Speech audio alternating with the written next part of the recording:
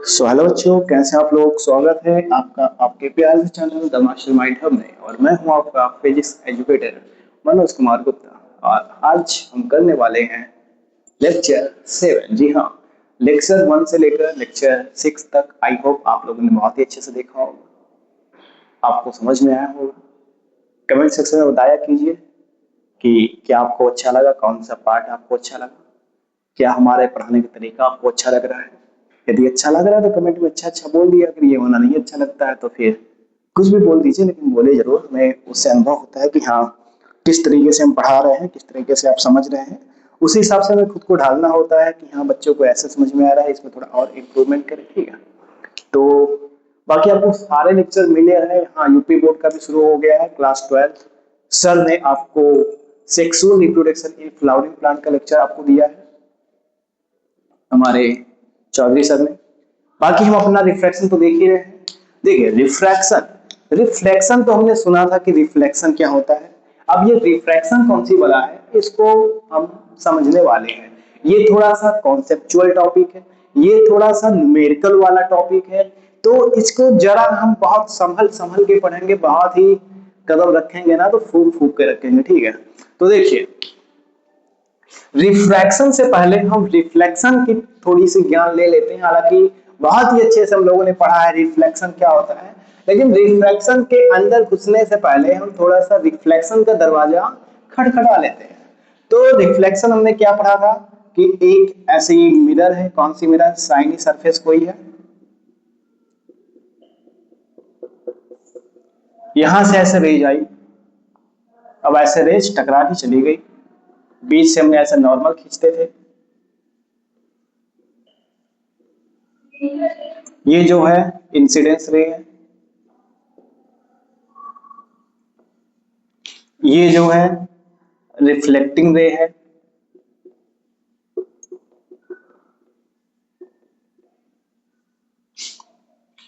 ये जो थीटा बनता था इसको हम आई कहते थे,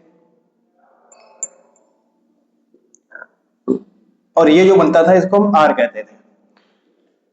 रिफ्लेक्शन में होता क्या था कि एक सरफेस होता था, सरफेस पे लाइट ऐसे आती है और उसी एंगल से उसके अपोजिट पाथ में रिफ्लेक्ट कर जाती है।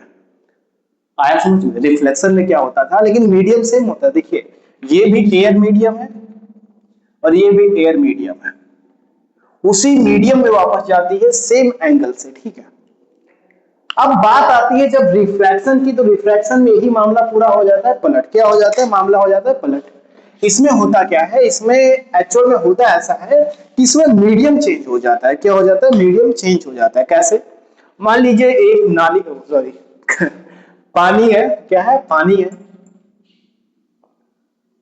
ये लहराता हुआ पानी है, लहरें इसमें बह रही हैं।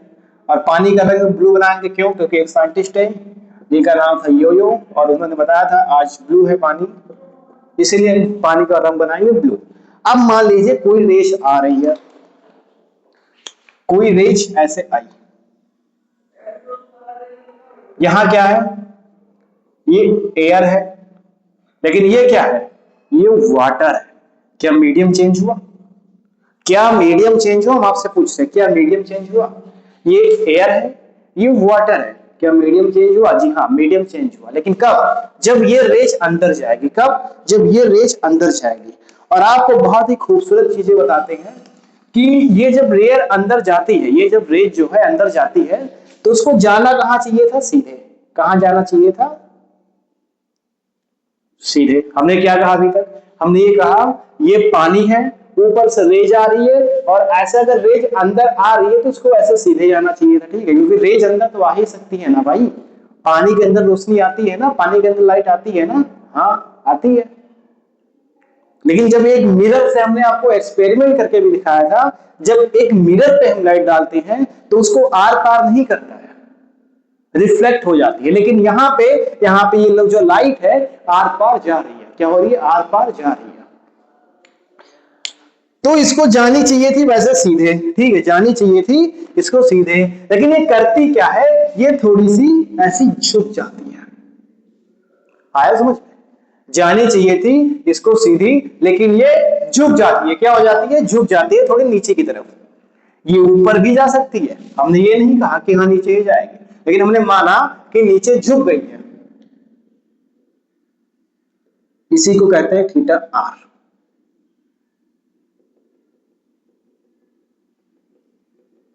और इसको कहते हैं थीटा आई। आपको बता दें यहां पे थीटा आई और आर क्या बराबर है? नहीं जी, बिल्कुल नहीं बराबर है। आई अलग है, आर अलग है। लेकिन रिफ्लेक्शन में क्या होता था, थीटा आई और थीटा आर दोनों एक दूसरे के इक्वल होते थे। क्या होते थे? इक्वल होते थे। लेकिन रिफ्रैक्शन में ये दोनों एक दूसरे के इक्वल नहीं होते हैं। ये हमारी पहली कंक्लूजन निकली रिफ्रैक्शन से। किसके निकली? रिफ्रैक्शन से। तो यहां पर एक चीज हम लिख देते हैं, i is not equal to r. हालांकि नोट्स नहीं है, वैसे ही केवल रफली डायग्राम बना के आप समझा रहे हैं। नोट्स अभी इसके तुरंत बाद बताएंगे, ठीक है, अच्छे से। तो देखिए यहां पे ये हुआ, लाइट ऐसे आई, पानी के अंदर गई, थोड़ा सा झुक गई। देखिए ये इस नॉर्मल की तरफ झुकी है। देखिए देखिए लाइट ऐसे, पहले तो आप ये समझिए इसी प्रक्रिया को कहते हैं रिफ्रैक्शन। यही रिफ्रैक्शन भाई, कि लाइट आया, एक मीडियम से दूसरे मीडियम में चला गया और वो अपने पाथ से थोड़ा सा डिस्ट्रैक्ट हो गया। इसी क्रिया को हम रिफ्रैक्शन कहते हैं। This phenomena is called refraction. समझे? सही है, बिल्कुल एकदम से सिंपल है। अब देखो होता ऐसा है कि ये देखो नॉर्मल, ये क्या है? ये नॉर्मल है, ये हमारा क्या है? नॉर्मल है। ये जो रेज झुकी है देखो, नॉर्मल के पास झुकी है कि नॉर्मल से दूर झुकी है? यदि आप थोड़ा सा आंख फाड़ के देखेंगे या फिर नॉर्मली देखेंगे तो आप देखेंगे जो रेज झुकी है ना, ये इस नॉर्मल के तरफ झुकी है। कहां झुकी है? नॉर्मल की तरफ झुकी है। ये नॉर्मल से दूर भी जा सकती है, नॉर्मल के अवे भी जा सकती, नॉर्मल के अलोंग भी जा सकती, नॉर्मल के पास भी जा सकती, नॉर्मल से दूर भी जा सकती है। लेकिन कब नॉर्मल से दूर जाएगी और कब नॉर्मल के पास जाएगी, इसी बात को हमें समझना है। तो बहुत ही छोटी सी बात है, जो मोटा आदमी होगा वो रेलिंग को पकड़ के चलेगा। रेलिंग को मान लेते हैं नॉर्मल, ठीक है, रेलिंग, रेलिंग जानते हैं ना आप, जो ऐसे होता है, हाथ पकड़ के सीढ़ियां होती है उसमें नीचे उतरते हैं, उसी को कहते हैं रेलिंग, ठीक है। जो मोटा आदमी होता है रेलिंग को पकड़ के जाता है, जो पतला आदमी होता है बिना रेलिंग पकड़ के ही जाता है। मोटा आदमी एक बार गिर गया ना तो उठेगा नहीं जब तक कि सीढ़ी खत्म ना हो जाए। लेकिन पतला आदमी पहली बात तो गिरेगा नहीं, और गिरा भी ना तो वो हो सकता है 2-3 सीढ़ी के बाद संभल में जाए। लेकिन मोटा आदमी जहां एक बार फिसला तो वो तभी रुकेगा जब सीढ़ियां खत्म हो जाती है। तो वही बात यहां पे आई, यदि मीडियम जो है डेंसर होगा, डेंसर मतलब घना, घना मतलब बहुत ही कंडेंस, समझ लो ना। यदि मीडियम डेंसर होगा तो जो लाइट होगी नॉर्मल के तरफ जाएगी, और अगर मीडियम रेयर होगा, मीडियम अगर रेयर होगा तो वो नॉर्मल से दूर जाएगी। वो पतली रहेगी ना तो वो नॉर्मल से दूर जाएगी। जैसे कि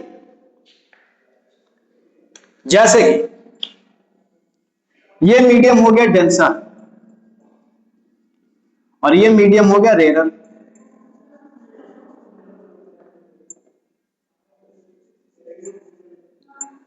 अब जब लाइट ऐसे डेंसर से यहां पे आई और रेयर में घुसी, ये मान लो नॉर्मल है, ये नॉर्मल है, तो नॉर्मल के तरफ हो जाएगी, नहीं नॉर्मल से दूर हो जाएगी। क्या हो जाएगी? नॉर्मल से दूर हो जाएगी। लेकिन यही मान लो, यदि ये मान लीजिए ऐसे किया, यहां पे रेयर है और यहां पे डेंसर है, और रेयर से डेंसर में अगर लाइट आएगी, ये मान लीजिए इसका नॉर्मल है, और यहां से लाइट आएगी डेंसर में, तो ये नॉर्मल के तरफ हो जाएगी। आया समझ में? आई होप आप लोगों को समझ में आ रहा होगा।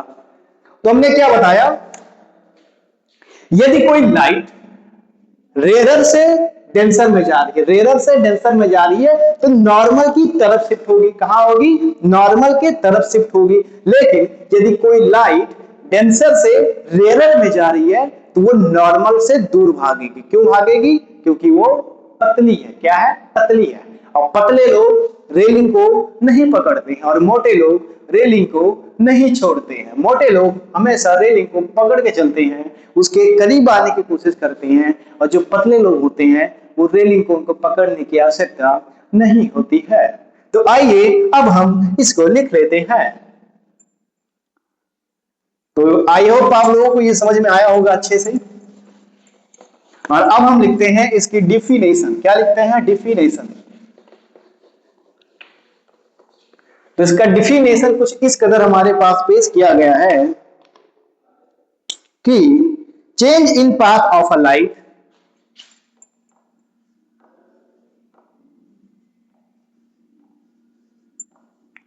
change in change in path of a light, change in path of light rays as it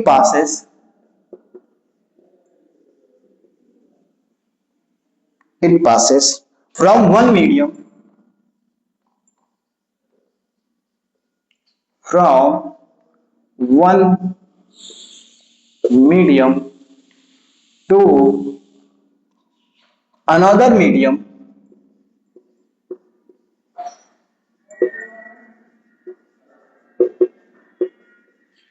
one medium to another medium is called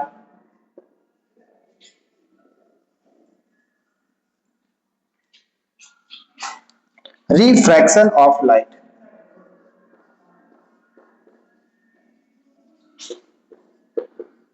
Refraction of light.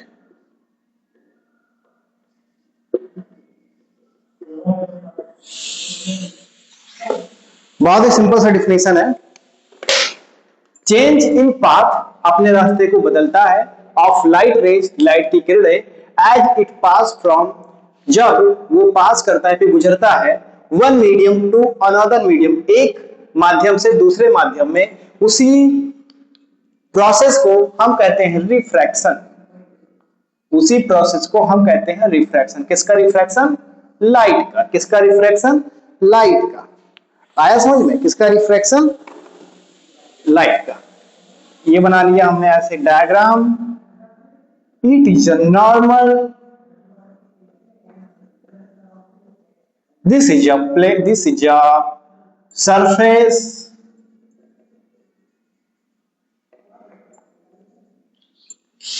और ये आई हमारी लाइट। ये हो गई हमारी लाइट। जाना चाहिए था इसको सीधे, जा रही है थोड़ा सा झुक के।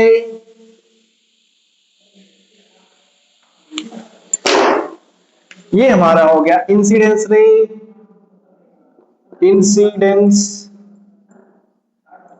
इंसिडेंस रे।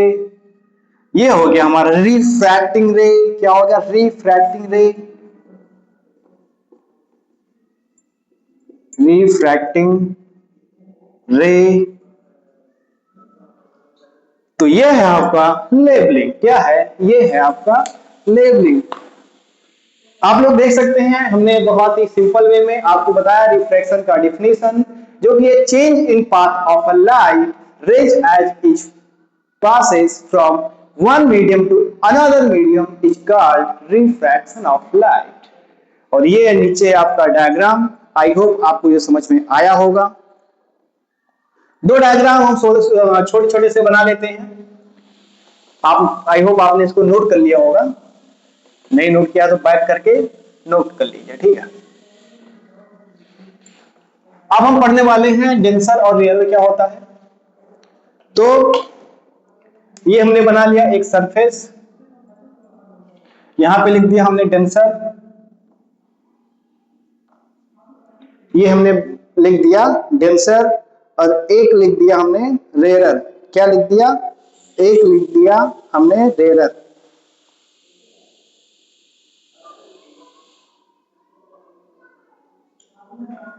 ये हो गया हमारा रेयरर। दूसरा हमने बनाया, ये हमारा हो गया रेयरर, और ये हमारा हो गया डेंसर।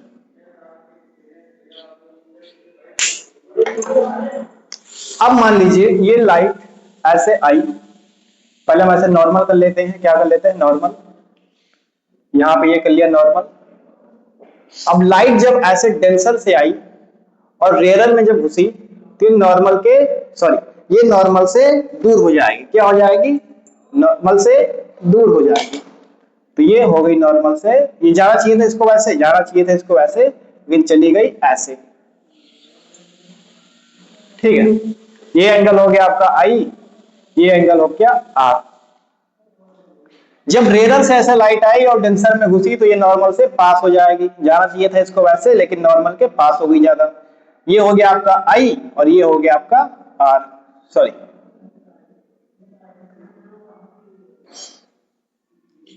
आर।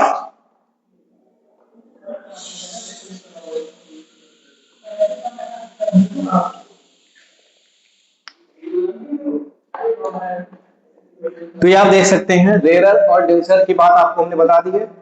अब हम पढ़ते हैं नेक्स्ट टॉपिक पे।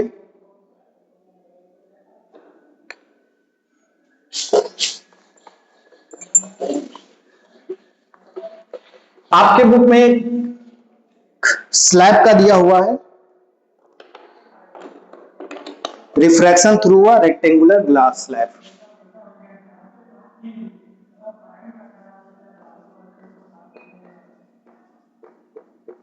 रिफ्रैक्शन थ्रू, थ्रू की स्पेलिंग क्या है यार? आर ओ के बीच में यूं लगेगा, थ्रू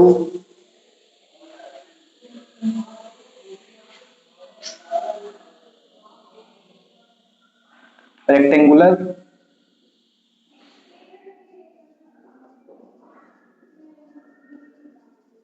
ग्लास स्लैब।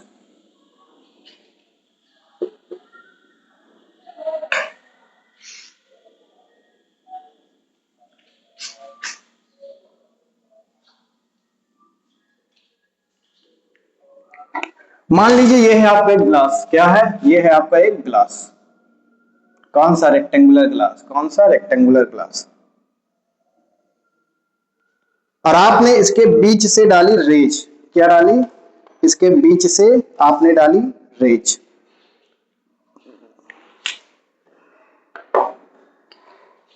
जब आपने ऐसे रेज ऐसे डाली तो ये थोड़ा सा झुकेगी। क्या होगी? झुकेगी। ये मान लीजिए हो गया इसका नॉर्मल।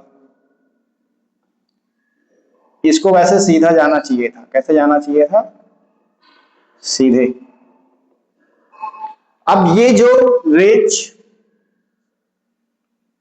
ऐसे आ रही है और फिर आएगी तो फिर एक नीचे टकराएगी। तो मान लो ये ऐसे आई आई आई आई आई और जब नीचे टकराएगी तो थोड़ा ऐसे झुक जाएगी। क्यों झुका आप सभी लोग जानते हैं, क्योंकि पहले ये रेंज रेयर से डेंसर में आई तो नॉर्मल की तरफ झुक गई। क्या हुई? ये रेयर से डेंसर में आई तो नॉर्मल के तरफ झुक गई, और फिर जब ये डेंसर से रेयर में गई तो नॉर्मल से अब चली गई। इसको जाना चाहिए था ऐसे ही, लेकिन ये थोड़ी सी दूर भाग गई। आया समझ में? तो इसमें कुछ लेबलिंग कर लीजिए। ये जो ये एंगल है इसको हम कहते हैं आई। इसको हम क्या कहते हैं? आई। इसको हम कहते हैं आई क्योंकि वो नॉर्मल से कनेक्ट है। अब नॉर्मल से एक ये जो जा रही है ये भी है तो इसको क्या कहेंगे? आर कहेंगे। क्या कहेंगे? आर कहेंगे। जो इंसिडेंस रे है नॉर्मल से आ रही है उसको इंसिडेंस एंगल, उसमें आई से हमने रिप्रेजेंट किया। रिफ्रैक्शन एंगल, रिफ्रैक्शन रेज और नॉर्मल के बीच के एंगल को हमने रिफ्रैक्शन एंगल कहा। अभी देखिए जहां नीचे से लाइट जा रही है, ये जो नॉर्मल डैश है, ये जो है नॉर्मल डैश, ये तो नॉर्मल है, तो ये नॉर्मल डैश है। तो इस नॉर्मल से ये जो लाइट जा रही है ना, इसको ई कहते हैं। क्या कहते हैं? ई। इसको कहते हैं एंगल ऑफ इमर्जन। क्या कहते हैं? Angle of emergence. तो इन सभी चीजों को हम यहां पे लिख लेते हैं। आई क्या है आपका और आर क्या है आपका और ई क्या है आपका, इसको हम लेते हैं लिख। क्या करते हैं? लेते हैं लिख। तो ये है आर। आई क्या है? Angle of incidence.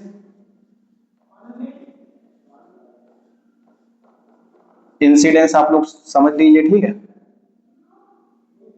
ये क्या है, एंगल ऑफ रिफ्रैक्शन, और ये क्या है, एंगल ऑफ इमर्जन। क्या है, angle of emergence. Angle of emergence क्या है, एंगल ऑफ इमर्जेंस। ये हमने देख लिया, ठीक है। अब यहां पे एक चीज है कि ये जो एंगल ऑफ इंसिडेंस है ये एंगल ऑफ इमर्जन के बराबर होता है। क्या होता है, angle of incidence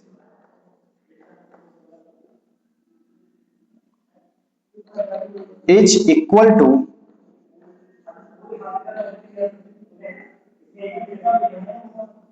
angle of angle of immersion.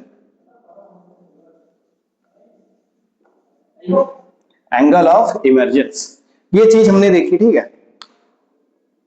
दूसरी हमने क्या देखी, पहली बात हमने क्या देखी, angle of incidence is equal to angle of emergence. क्या, angle of incidence is equal to angle of emergence. तो देखिए ये जो है आई जो है एंगल ऑफ इंसिडेंस है। कौन सा एंगल है, ये जो नॉर्मल है और ये जो इंसिडेंस रे है इसके बीच में जो है ये है एंगल ऑफ इंसिडेंस। क्या है, एंगल ऑफ इंसिडेंस। दूसरी चीज इसमें angle of refraction. Angle of refraction आप ध्यान से देखोगे तो कौन कौन सा आपको मिल रहा है, किस किस के बीच में है, कौन सा, इसका डिफिनेशन क्या होता था, नॉर्मल और रिफ्लेक्टिंग रेज के बीच में जो एंगल होता है उसको क्या कहते हैं, एंगल ऑफ रिफ्रैक्शन। तो ये देखिए, ये जो आपको नॉर्मल दिख रहा होगा, ये आपको रिफ्लेक्शन का रेज दिख रहा होगा, इसके बीच के जो एंगल है इसको कहते हैं आर। क्या कहते हैं, आर। अब एक इसमें नया टर्म्स आया है जो कि आपके रिफ्रैक्शन में नहीं आया, वो सॉरी रिफ्लेक्शन में नहीं आया था, वो इसमें आया है। क्या है, एंगल ऑफ इमर्जन। क्या है, एंगल ऑफ इमर्जन। तो कौन सा है, ये देखिए, ये जो नॉर्मल है और जो ये जो निकल रही है रेज ग्लास स्लैब के बाद में, ग्लास स्लैब से क्रॉस करके, इसके बीच के एंगल को कहते हैं आई। और मजेदार बात ये है कि angle of incidence is equal to angle of emergence.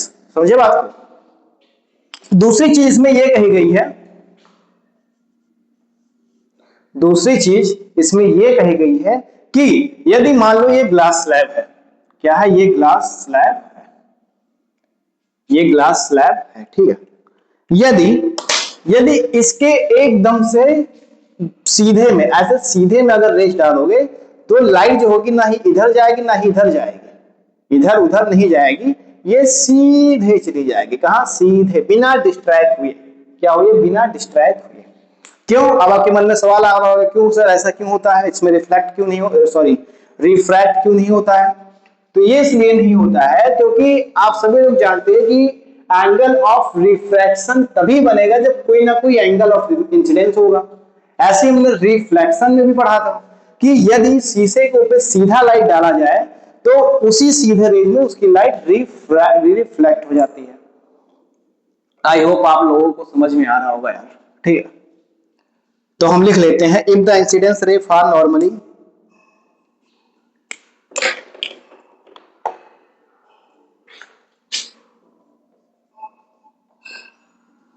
if the incidence if the incidence rays fall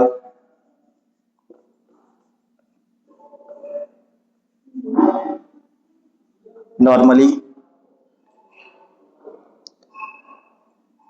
to the surface of glass,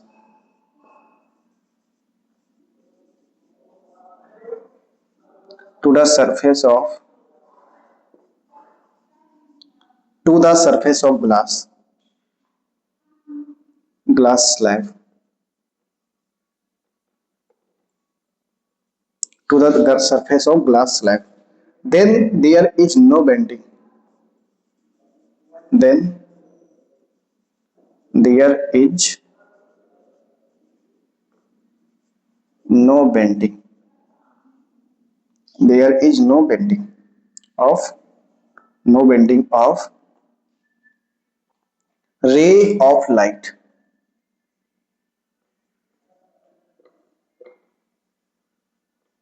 ray of light that is goes straight, that is goes straight. आया समझ में? तो ये दो बातें हमें यहाँ पे सीखनी थी। एक बार फिर से आपको समराइज कर देते हैं। तो हमने सबसे पहले हेडिंग डाली refraction through rectangular glass slab.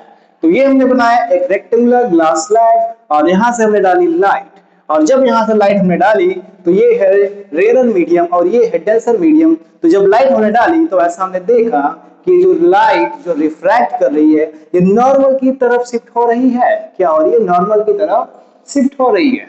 और जब फिर ये नॉर्मल की शिफ्ट होते होते दूसरे पार्ट में गई और जब ये रेज डेंसर से फिर रेयर में गई तो ये नॉर्मल से देखिए आप थोड़ा सा अवे जा रही है। क्या हो रही है? नॉर्मल से दूर हो रही है। और यहाँ का जो नॉर्मल है और जो लाइट यहाँ से रिफ्रैक्ट हो रही है इस दोनों के बीच के एंगल को कहते हैं एंगल ऑफ इमर्जन। क्या कहते हैं? Angle of emergence. और ये जो एंगल इंसिडेंस वाला है ये और ये दोनों होते हैं बराबर। क्या होते हैं? दोनों होते हैं बराबर। तो यहां पे लिख देते हैं angle I is equal to angle E. ठीक है। और दूसरी चीज हमने ये सीखी यदि लाइट इसके नॉर्मली ही फॉल की जा रही है तो उसी बिना पाथ को डिस्ट्रैक्ट हुए ना ही इधर ना ही उधर सीधे ही चली जाएगी। ठीक है। तो ही हमने लिखा if the incidence rays fall normally to the surface of glass slab then there is no bending of rays of light that is goes straight line। सीधे ही चली जाएगी। तो ये होता है आपका refraction through rectangular glass slab. और अब हम बढ़ते हैं अपने नेक्स्ट टॉपिक पे। आई होप आप लोगों ने इसको लिख लिया होगा तो लिख लीजिए।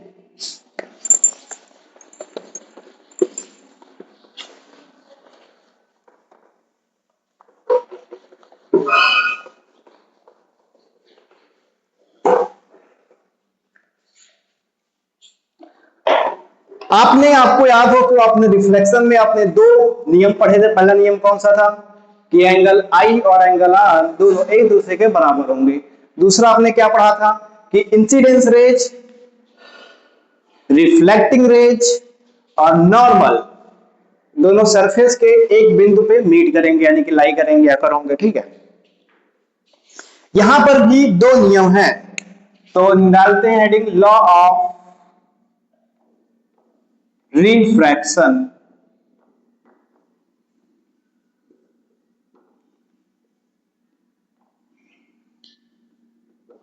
पहला नियम कौन सा है?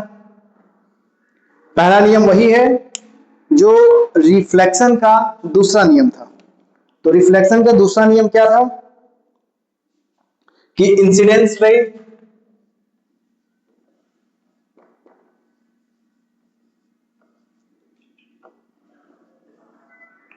And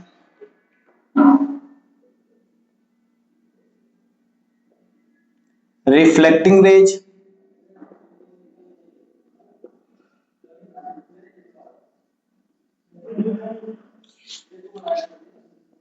and normal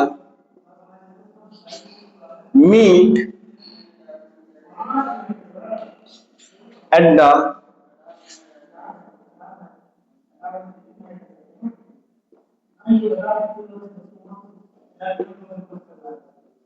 surface of mirror। दूसरा नियम इसमें कुछ ऐसा है कि दूसरा नियम कुछ स्नेल लॉ के नाम से है। क्या है दूसरा नियम? स्नेल लॉ के नाम से है। इसको हम स्नेल्स लॉ कहते हैं। क्या कहते हैं? स्नेल्स लॉ कहते हैं। ये क्या होता है? ये होता है the ratio of sine of angle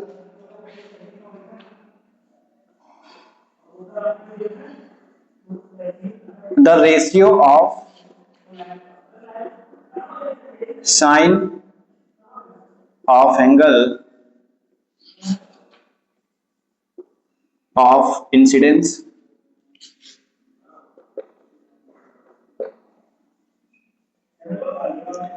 the ratio of sine of angle incidence to the sine of angle to the sine of angle refraction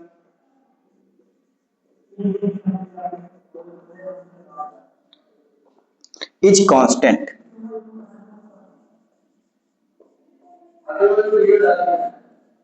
Is constant for a light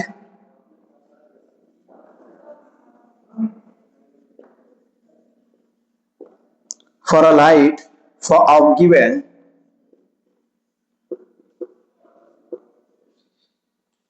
color and for a given pair of medium.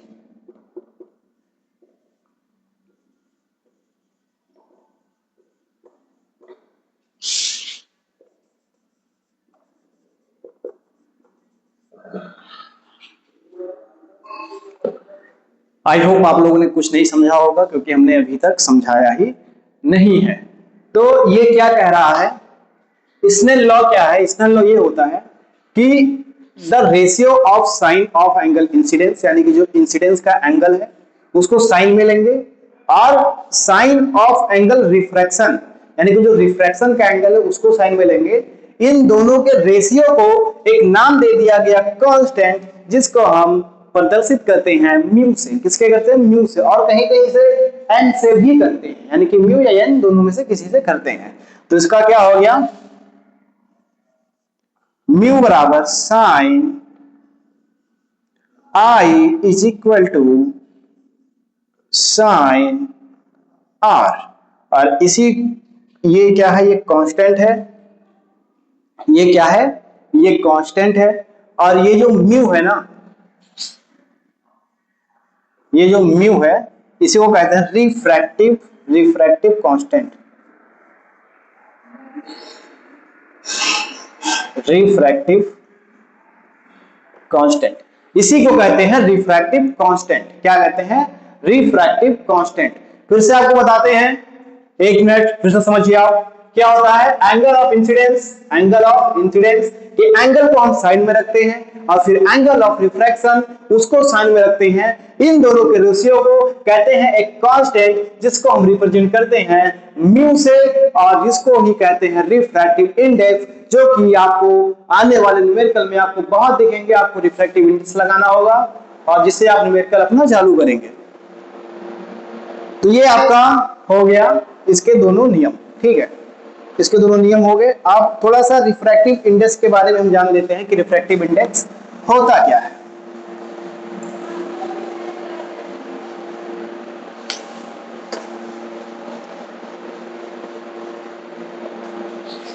तो heading डालते हैं refractive index. क्या है refractive index?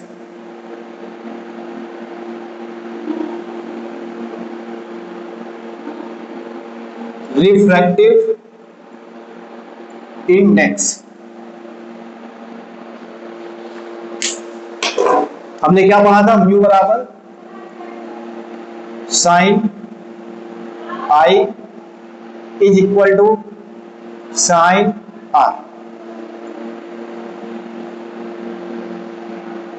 Refractive index क्या होता है? अब हम पढ़ते हैं रिफ्रैक्टिव इंडेक्स का फॉर्मूला देख लेते हैं। The extent of change in direction, the extent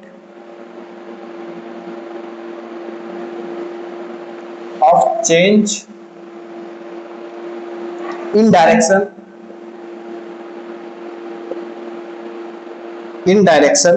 that take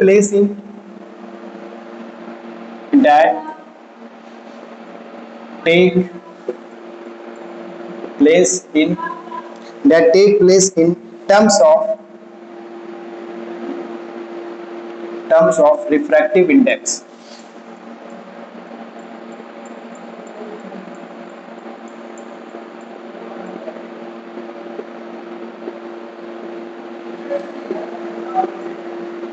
Refractive index.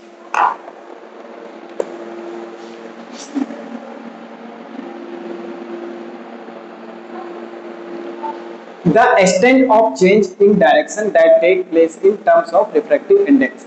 वो अपने मीडियम से किसी मीडियम में जाके कितना एक्सटेंट हो रहा है, अभी नॉर्मल की तरफ या फिर नॉर्मल के पास, इसी चीज को दर्शाने के लिए एक टर्म्स आया है रिफ्रैक्टिव इंडेक्स, जिसमें आप पढ़ोगे ग्लास का कुछ और होता है, इसका कुछ और होगा, 4/3 पढ़ोगे, 3/2 पढ़ोगे, 5/2 पढ़ोगे। क्या है कि इतना इससे इतना एक्सटेंट हुआ है अपने मीडियम से दूसरे मीडियम में जाने की वजह से, तो वही पढ़ोगे इसको, ठीक है। तो इसको हम न्यूमेरिकल में देखेंगे क्योंकि इसका थ्योरी में कोई काम नहीं है, ये केवल केवल न्यूमेरिकल में आता है। तो ये हमने पढ़ लिया रिफ्रैक्टिव इंडेक्स, ठीक है। आपको कहीं कहीं रिलेटिव दिखा होगा कि हाँ, आपको क्या दिया होगा कि एक मीडियम से दूसरे मीडियम में गया है, जैसे कि मीडियम 1 से मीडियम 2 में कोई रेज गई है, मीडियम 1 से मीडियम 2 में कोई रेज गई है, तो क्या होता है इसको हम लिखेंगे μ1 μ2, यहां पे क्या लिखेंगे μ2 बाई μ1। इसी को कहते हैं रिलेटिव रिफ्रैक्शन इंडेक्स।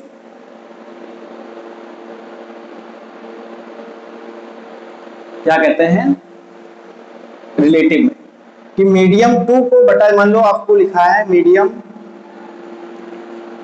2 का निकालना है रिस्पेक्ट टू मीडियम 1, तो आप इसको क्या लिखोगे, जो नीचे है उसको पहले लिखेंगे, ऊपर वाला बाद में लिखेंगे, ठीक है। तो ये आपका हो गया रिलेटिव में। इसको आप आगे पढ़ोगे जब न्यूमेरिकल, अभी देखो इसका लोड नहीं लेना, ठीक है, इसको अभी लोड नहीं लेना है, जब न्यूमेरिकल करेंगे तब इन सभी का एप्लीकेशन बताएंगे।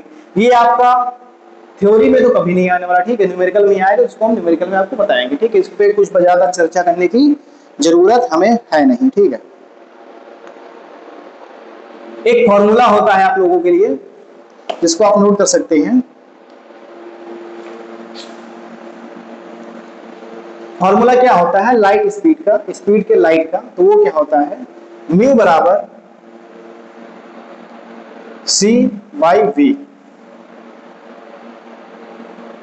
म्यू बराबर c/v, जिसमें म्यू क्या है रिफ्रैक्टिव इंडेक्स है, c क्या है लाइट ऑफ स्पीड है, क्या है लाइट स्पीड की लाइट है, speed of light in vacuum, और speed of light in medium क्या है v है, तो इसको हम लिख लेते हैं। ये बहुत इंपॉर्टेंट फॉर्मूला है। ये क्या है रिफ्रैक्टिव इंडेक्स है, क्या लिख देंगे इसको RI, c क्या है speed of light in vacuum, v क्या है speed of light in medium. तो आपका सिंपल सा फॉर्मूला है म्यू बराबर c/v, इसको आप लिख सकते हैं, और ये आपको न्यूमेरिकल में बहुत ही हेल्प देगा। तो यहाँ पे खत्म होता है अपना रिफ्रैक्टिव इंडेक्स, और नेक्स्ट आपका चालू होता है लेंस, और लेंस को हम सोच रहे हैं कि अगले लेक्चर में हम करेंगे। उससे पहले आपको लेंस के बारे में बता देते हैं कि लेंस होता क्या है, तो इसको एक बार आप फिर से रिवाइज कर लेते हैं कि हाँ ये है क्या रिफ्रैक्टिव इंडेक्स, जो कि किसको हम रिप्रेजेंट करते हैं म्यू से करते हैं। ये क्या होता है साइन आई बटा साइन आर होता है, इन दोनों के रेशियो को कहते हैं म्यू। म्यू का मतलब होता है रिफ्रैक्टिव इंडेक्स, म्यू मतलब होता है the extent of change in direction that take place in terms of refractive index. एक लाइट अपने मीडियम से जब दूसरे मीडियम में जाती है तो उसमें कुछ गैप होता है, उसी गैप को रिप्रेजेंट करते हैं म्यू से, और इसी को कहते हैं रिफ्रैक्टिव इंडेक्स। सबका रिफ्रैक्टिव इंडेक्स अलग अलग होता है, ग्लास का अलग होता है, वाटर का अलग होता है, मीडियम का हम 1 मान के चलते हैं, वैक्यूम का हम 1 मान के चलते हैं, ठीक है। और वैक्यूम के रिस्पेक्ट में ही सभी का म्यू डिफाइन किया गया है। तो ये आपका खत्म होता है, और ये हमने बताया दिया म्यू बराबर c/v होता है, ठीक है। c होता है स्पीड ऑफ लाइट। अच्छा, आपके मन में थोड़ा सा कंफ्यूजन आ जाता होगा कि सर c ऊपर क्यों रहेगा v नीचे क्यों रहेगा, हम कभी कभी v ऊपर भी कर सकते हैं c नीचे भी कर सकते हैं। तो इसके लिए सिंपल सा एक ट्रिक है, एक नहीं 2 ट्रिक है। पहला ट्रिक तो वो है रट्टा वाला, दूसरा ट्रिक है समझदारी वाला। पहला ट्रिक क्या है, पहला ट्रिक ये है, आप बताओ सबसे पहले क्या आता है, c आता है कि v आता है, c आता है, तो सबसे पहले c लिखा बटा v लिख दिया। ये तो हो गया सिंपल सा ट्रिक, बिना किसी लॉजिक के काम खत्म। दूसरा इसमें लॉजिक लगाते हैं साइंटिफिक रूप से। तो देखिए आप जब वैक्यूम में जाते हैं तो वैक्यूम में स्पीड बहुत हाई रहती है। क्या होती है? वैक्यूम में स्पीड बहुत हाई रहती है। अब मान लो आपने कोई मीडियम रख दिया तो उसकी स्पीड कम ही तो होगी, उसकी स्पीड कम ही तो होगी। तो कम होने के लिए क्या करते हैं? मल्टीप्लाई करते हैं कि डिवाइड करते हैं? डिवाइड करते हैं। क्या करते हैं? डिवाइड करते हैं। ठीक है, तो मान लीजिए ये C है, इसको हमने डिवाइड कर दिया V से, तो टोटल लाइट क्या आएगी? कम ही तो आएगी। लाइट क्या आ जाएगी? C बराबर म्यू बटा V। तो देखो V क्या है? लाइट कम आई कि नहीं आई? C से जब म्यू को हमने भाग कर दिया तो जो V आ रही है स्पीड इन मीडियम, तो देखो कम आ रही कि नहीं आ रही वैक्यूम से। तो यही एक लॉजिक वाला हो गया। ये तो भैया सिंपल हो गया कि यहाँ C पहले आता लिख दिया, V बाद में आता नीचे लिख दिया, काम खत्म। तो ये आपका खत्म होता है रिफ्रैक्टिव इंडेक्स और रिफ्लेक्शन का पूरा टॉपिक। अब आपका केवल दो टॉपिक बचता है जो कि बहुत ही छोटे छोटे, जिसमें से एक बड़ा है एक छोटा है। जो सबसे बड़ा है वो क्या है? वो है लेंस, और फिर लेंस मेकर फॉर्मूला। ठीक है, लेंस फॉर्मूला आएगा, उसके बाद आपका पावर फैक्टर आ जाएगा। ठीक है,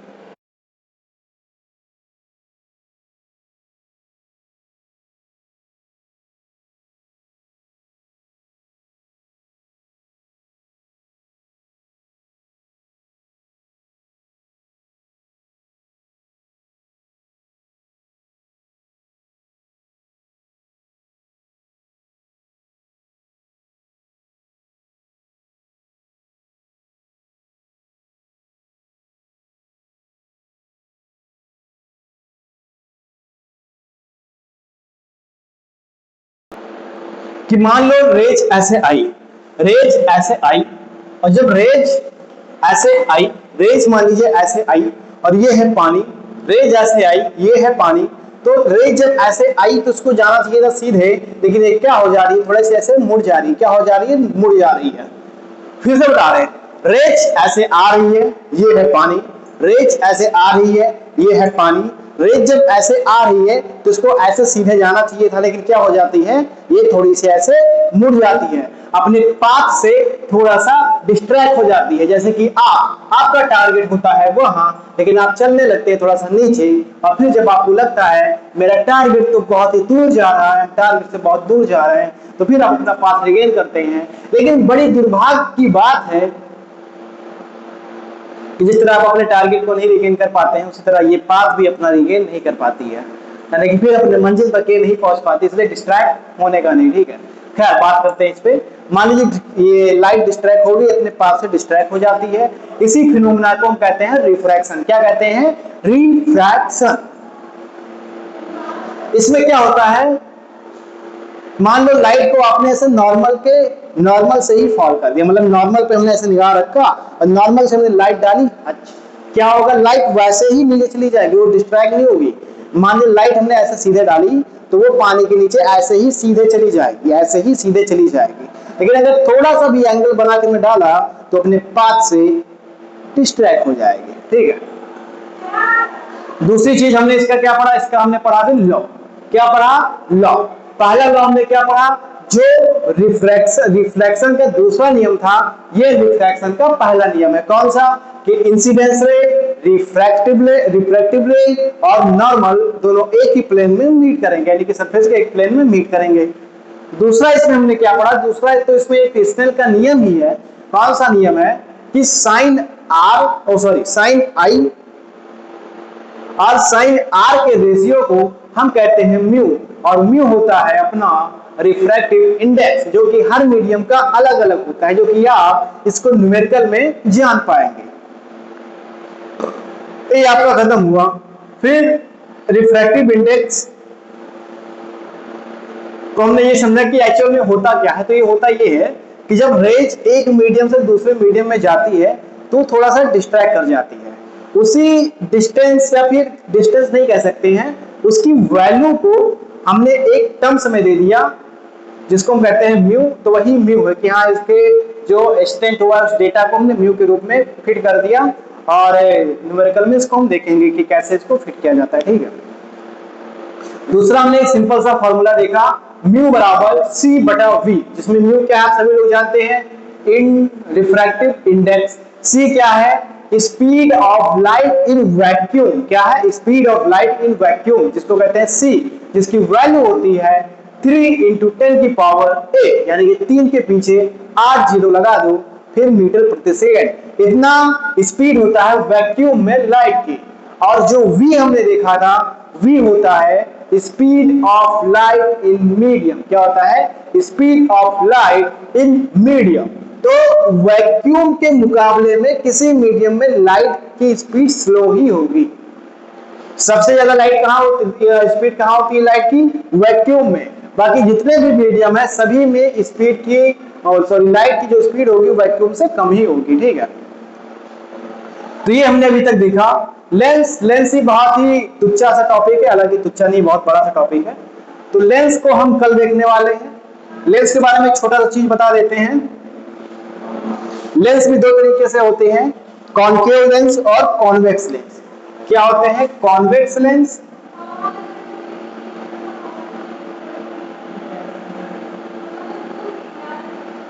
और कॉनकेव लेंस।